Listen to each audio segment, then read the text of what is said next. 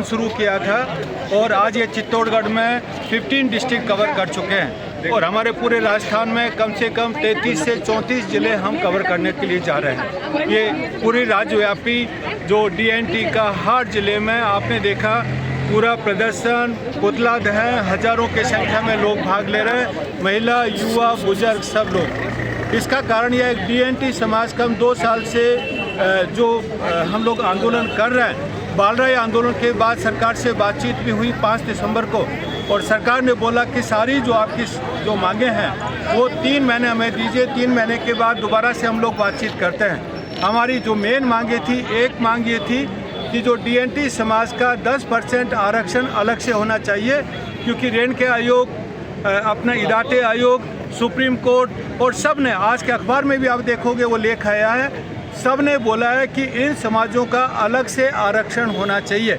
You should draw a line. जो block में आरक्षण है उसको एक लाइन खींचनी है, DNT समाज का अलग करना है, तभी इन समाजों का नंबर आएगा।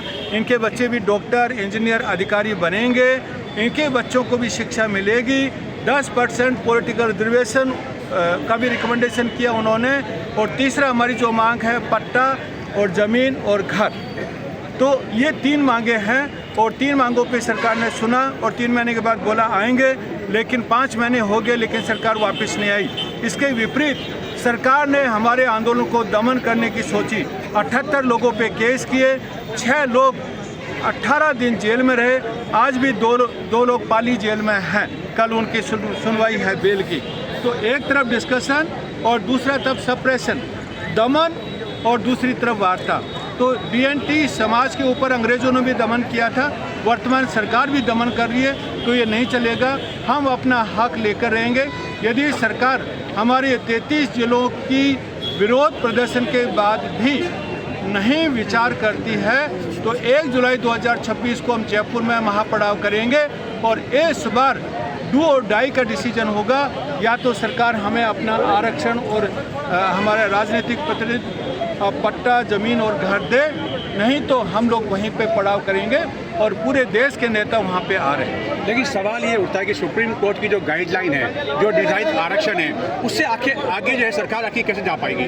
सरकार का जो हम लोग आरक्षण मांग रहे हैं वो 50% से ऊपर आरक्षण नहीं जा रहा है। हम अलग से का मतलब, कहने का मतलब है ये सारी जो कम्युनिटीज़ है वो आरक्षित वर्ग में है। कोई OBC में है, कोई SC में है, कोई ST में है।